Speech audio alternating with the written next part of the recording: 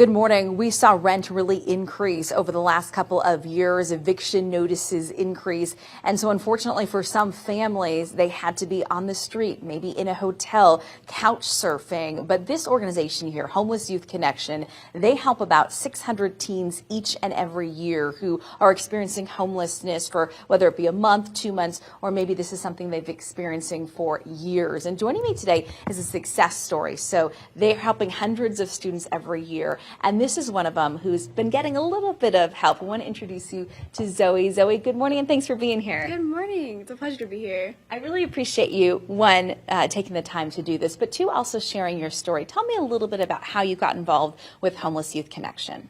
Well, in 2020, when the pandemic started, my parents were forced to sell their house after losing their careers. It was a struggle. I did end up in a hotel for 6 months. But the counselor at school saw that my family was struggling, so they did connect me with HYC, which honestly was a blessing because they did help me through a lot of stuff with their support and their resources. So tell me a little bit about that time. I'm imagining as a high schooler that was a really difficult time because high school is hard just to begin with. No, yeah, it was very difficult. I was living in a hotel room with my brother and my dad and a dog too. So it was a really big struggle trying to get to school every day, trying to find a ride because my dad always had to work. But you made it, and you're here.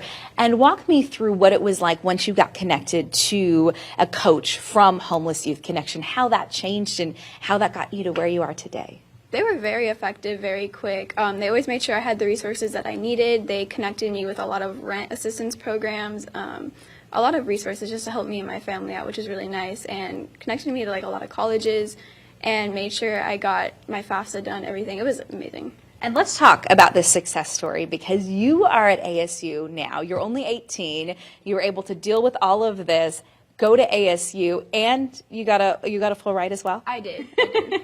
Tell me a little bit about what college is like, what you're majoring in, and what you hope for the future.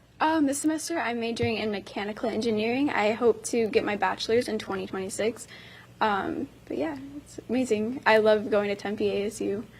And you're going to be a mechanical engineer someday? I hope so, yeah. That's the plan. In 2026, we'll do a follow-up story, okay? After you get your diploma and you start your first job. But again, Zoe, this is the reason why they do what they do. And we hear about all these statistics and these numbers and, you know, homeless youth increasing.